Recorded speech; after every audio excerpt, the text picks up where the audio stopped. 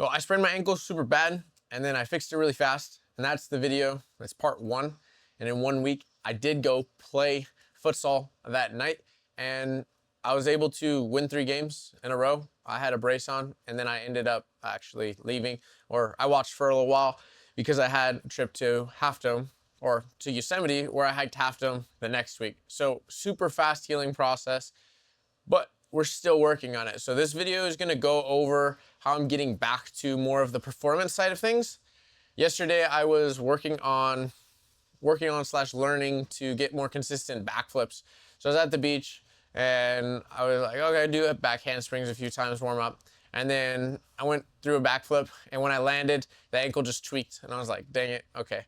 Massaged it out, which we'll go over in just a little bit. And then I started working on a different movement because I was like, the ankle's just not prepared yet for high impact with a ton of strength output. So that's what I'm working to get back to. This has now been a month of working, and normally people are getting back to movement. Movement feels just fine. There's no pain anymore with movement. That's soft. But when I start getting to hard landings, awkward landings, things like that, the ankle isn't back. So that's what this video will go over, so we can get out of ankle pain for good. So the massage aspect of it, when you roll over the outside of your ankle, inversion, my beautiful dark feet because I never wear shoes, the inside of your ankle tightens up quite a bit. So it's really useful to kind of push it out and then move the ankle while you do it. So what I'll typically do, it's easiest to do on yourself, is find where it's tight and you'll feel it, and then apply pressure and then move the ankle through ranges. This is a little bit based off ART, but it's not really what that is. So that's what I'll do for myself, and then I'll kind of massage it out. And then for the outside, which is where I rolled over on the ankle, I'll flex all the way up, and then I'll just kind of move along the ligaments and the capsule that was completely ripped open. So as I do this, it feels really good. After it kinked when I was at the beach doing backflips, I did this for probably like a minute, maybe 3 minutes in there, and it started to feel a lot better, to the point where I could practice some other things, just not landing on the feet quite as intensely. So I do encourage the massage before and after you do any intense movement. But the other thing is we got to get training into it, and we got to get it strong. So we're going to use the sled and some farmer carries, and I'll walk you through it as we do it. So we'll go there.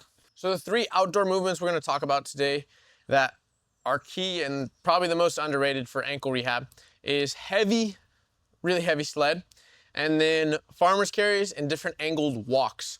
So for the sled, when we're pushing through it, oh, that looked bad. When we're pushing through it, we want to keep the heel high and apply pressure through the toes. So as you're doing this, you look at this position here. I'm getting the ankle all the way in and then pushing through, getting the pressure all the way through the ankle, not letting it drop. So a lot of the time when the ankle gets weak, it starts to drop excessively and you start slamming your heels. It creates a lot of different problems with, one, the ankle, but also your movement patterns. And then you can even look at tearing the Achilles, which is a very common one as you keep seeing people tear it. Professional athletes. Reverse is also really important. So walking backwards, again, the ankle gets to this position and then you're pushing through it each time. It rolls to the heel just slightly and then goes to the next one. Again, you're getting pressure into the foot as you go through. So the pressure is going into the toes and then away. As you get more and more reps with this, when you're jumping and then when you land, it becomes less sensitive. So that's where we're getting a lot of volume with a higher intensity to the movement. As you get to farmer's carries, we're just rebuilding walking with extra weight. So both hands is good. Then also walking backwards is really good. You get different types of balance using one hand, trying to stabilize and very important because you're now using your core, but your ankles do a little bit of that as well. Of course, you want to do both hands as you go through it. Now, a commonly missed one is the different angled walks. So I'll start with the toes up, being able to walk on your heels. If you have shoes, it's probably better to wear shoes while you do this one only. The other ones don't wear shoes, or just do it on turf or softer ground. Cement can rip up the heels a little bit. So all of these, we're gonna go backwards as well. We wanna get the movement pattern backwards as well as forwards. And I'm just having my feet hit because the heels started to hurt. And if you've ever had bruised heels, you know you do not want to deal with that. So that's the first one, heels up. If you're doing it on turf, it's gonna be just fine. The cement is just challenging. So the next one is outside and inside. So walking on the outside of the foot first, I'll show you the whole way down this way. The left ankle, which is the one that did sprain, still a little sensitive while I'm doing this. Like I genuinely feel it, and then keeping them there while you actually walk backwards, it's a little bit of a challenge. The balance is not there on that left side. I'm genuinely showing you, like, this is me rebuilding this ankle. Before the sprain, all of these I could do with weight in my hands or even unilateral weight. And now the inside of the foot. So keeping the toes up and pressing the big toe through the ground. This one's easier in terms of balance, but it is much harder to hold, especially after straining that outside of the foot. The outside of the foot went out this way, so now I'm teaching it to recontract as I do these walks. So getting reps, again, is gonna be what keeps the ankle from restraining or having this chronic restraining or having the chronic acute pain, which is that sharp pain that continues to occur. And you have the toe walks. So big toe walks. First, just pressing on that big toe, letting all the rest of the ball of the foot. So the only thing that's on the ground is this and this. And the rest of the foot is off the ground. Then I'm working to walk backwards. As your feet get stronger, this will be easier, but if the rest of your toes start to hit the ground, that's okay. Just try to keep the pressure in. Little toe walks as well. This one's normally the most challenging for people after they strain their ankles out because your body almost tries to reject the movement of having the big toes up, because this movement often leads to where it rolls, and then we know what happens after that. So we're just holding this position, keeping the little toes into the ground, forward and then backwards. You can also do normal toe walks. So we're just on our toes, pushing as high as possible with each step, and going backwards, pushing as high as possible with each step. What I found, especially with this left ankle, is it continues to just roll out, roll out. So when I'm doing those toe walks, I can feel it try to roll or just put more pressure on the outside, and I'm consciously moving the ankle in. So it likes to go out that way, so I have to move it in. A lot of the time when I have people do this at first, if they haven't worked on it before they sprain their ankles, they try to move their knee in.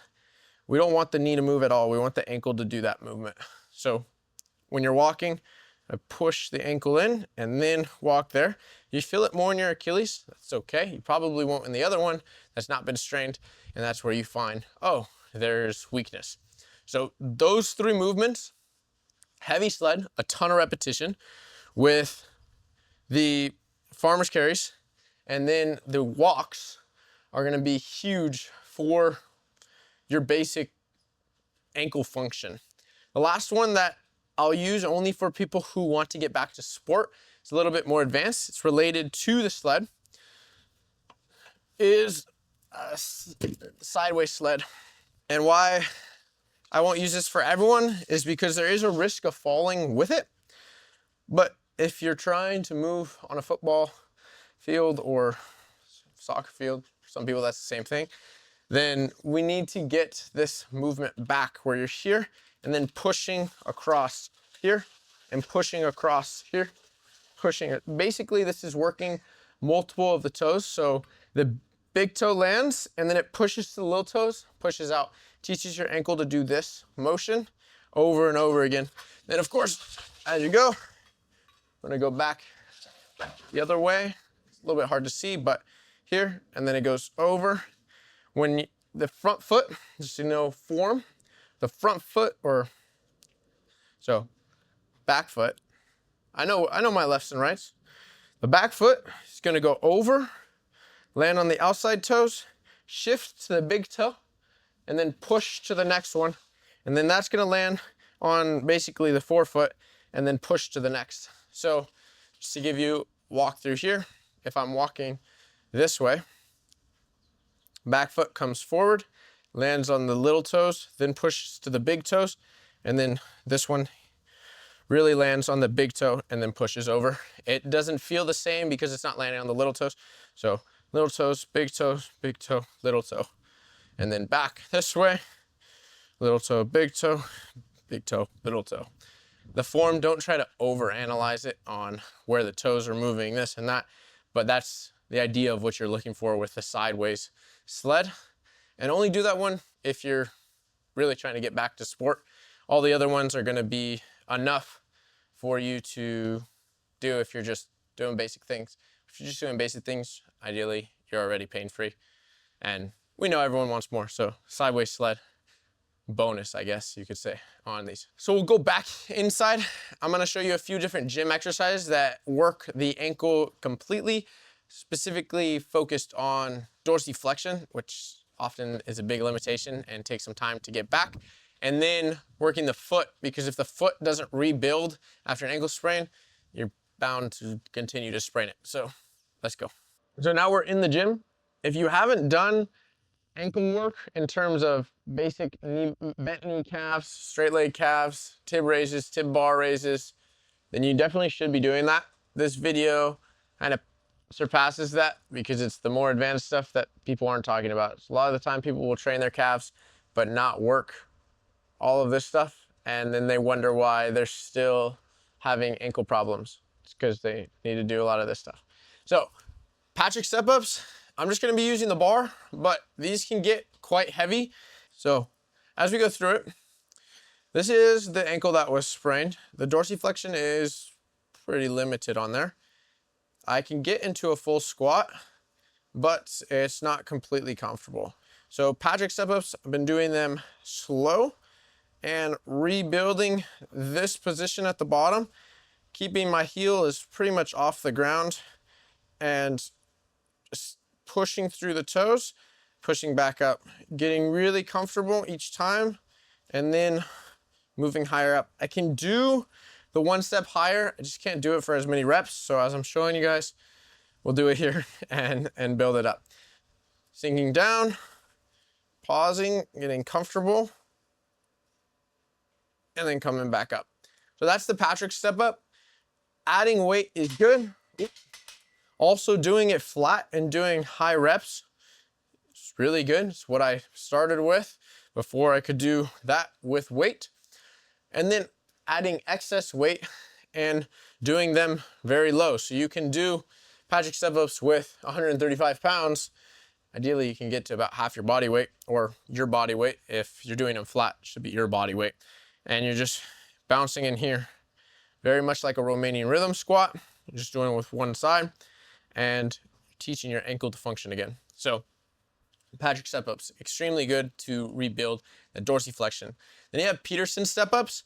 So if you're doing them, first, learn to balance here. Your main difference is that that heel is elevated. So for Patrick, it's like this. For Peterson, and ideally, you see a great example. So you see how my ankle started rolling on that? It went out.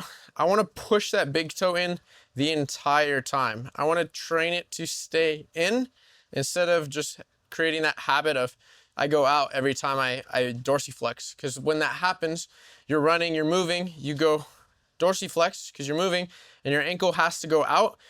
It's just waiting for an ankle sprain to happen again. And that's where people start to sprain their ankles with non-contact injuries, which, in my opinion, should not happen. This was very much contact. Somebody basically kicked me in. So over here, keeping that toe in. The Peterson step up is where you lift the heel and you do the exact same thing. So this is gonna work the balance quite a bit more, teaching the toes to contract the ground. You can get that with even more weight, where we're here, and then heel comes up, sinking down, and coming there. So again, it did the same thing. I'm saying this is what I'm working towards. The ankle rolled out. I need to keep that ankle in. So we're here, and it's pretty hard to do this with the bar on your back. We're here, stabilizing, coming down, pushing back up. With the Peterson step-ups, oftentimes I'll let the heel hit the ground after we're done. So it resets, goes back up, pops down, resets, goes up, down, down. Yeah, as you can see, I stopped talking because it takes quite a bit of focus on there. If you do them on a Smith machine, it'll help a ton with stability. But remember that the point is not to rely on the Smith machine or stability from a machine to balance you. You want to be able to be one on your toes with both feet, and then on your toes, again, there, rolled out, pull it back in.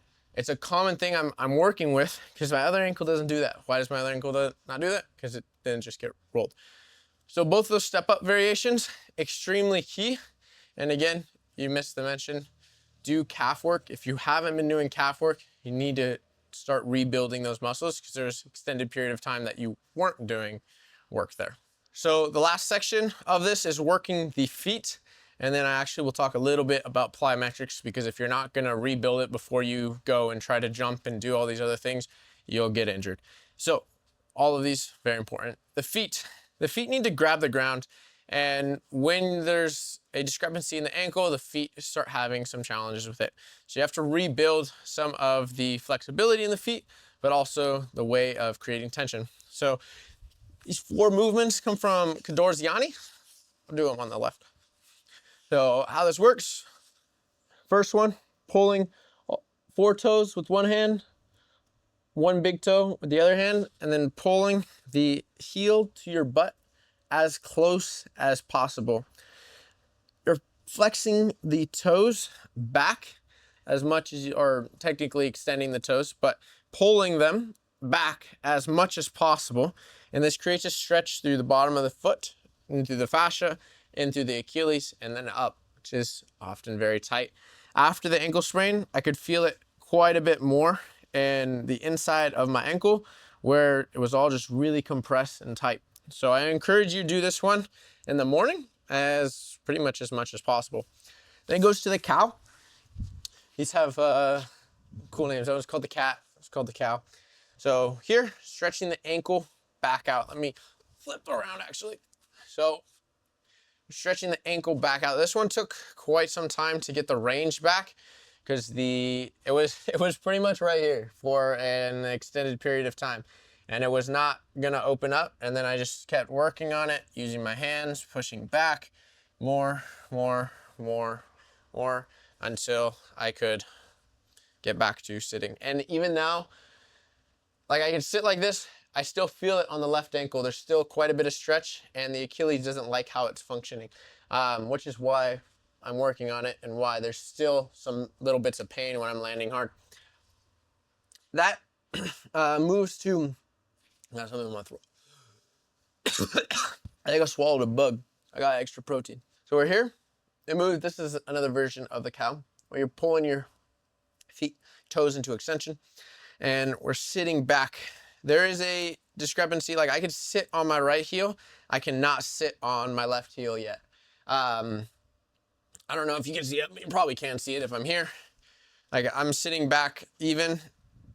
There, it just sits deeper on this right side than the left side. The left side also likes to fall out, so I have to keep pulling it in, which makes it even tighter and more stretch.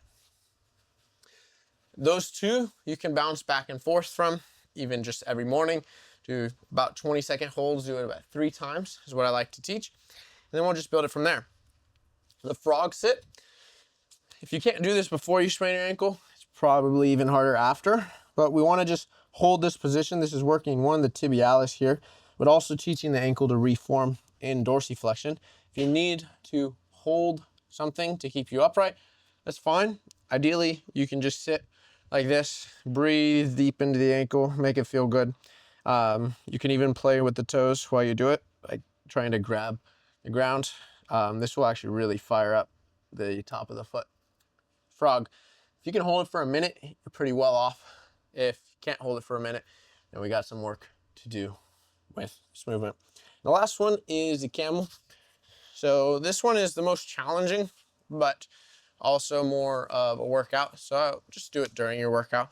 You got 1 foot down, the toes in line with the knee, and then we're pushing through the back ankle. Ooh, that was great balance to push yourself up. So sinking down, pushing through the back ankle. So on the weak side, it's here, sinking down. Ooh, that's tight. And then going through. This builds quite a bit of range. It's probably the one that makes the most stimulus or change, but also the most challenging one as I'm rehabbing the ankle. All of those will definitely challenge you if you've never done them. And if you've just strained your ankle, they're gonna be even more challenging. The last aspect to this is getting back to plyometrics. You need to start working high intensity plyometrics in a safe and controlled range, and then low intensity to get volume back in. So low intensity can be pogo hops, where we're here, just going for up to 5 minutes. The other day, I did it for 30 seconds. My ankles were pretty fatigued. That was last week, so not the other day, but last week, did it for about 30 seconds, and I did 10 sets of 30 seconds. The ankles were quite fatigued by the end, and even after the end of 30 seconds, they were pretty fatigued. I only had 30 seconds rest though. The idea with that is that you're slapping the ground with your toes, so it pops you back out and creates pressure. If that seems boring, just jump rope, but think of the feet. Why I like that better for the ankle rehab is you can actually think of the feet slapping the ground versus a lot of people in the jump rope, they just boom, boom, because the rope's coming under. So it just creates another mental aspect. If you're confident in jump rope, go do that though. Then the intensity stuff, don't just jump back into playing basketball if that's your sport, or something that you're jumping quite high and landing like a backflip like I was doing the other day. Granted, I did do a lot of work beforehand and it's still tweaked a little bit, but I'm also not super confident on flat ground backflips. So did I land great? No, I didn't. Anyways, so if you're going back to basketball, it's probably the best example. We're not just jumping into a game where we could be landing on people's feet, things like that. You're generally going and being like, okay, can you jump off just that ankle, land on both? Can you jump off just that ankle and land on that one? How much do you actually trust that? As you can see, there's quite a bit of difference. I put a lot of force through this right leg right now. And what we don't want to happen is that you're doing all the force through the good leg and then you injure that one as well. So we want to build it up slowly. So go to the basketball court, practice, or go to wherever you play your sports, or even the backyard or cement or something that's a hard ground, and teach yourself to absorb the pressure again through the ankle and through the body and up. So that wraps up rehabbing the ankle and getting it back to high performance after having a really bad ankle sprain. I hope you enjoyed. If you have any questions, leave them in the comments. And if you haven't watched the first one, go watch the first one, because the results I got in a week were unheard of from anyone I've talked to. So enjoy.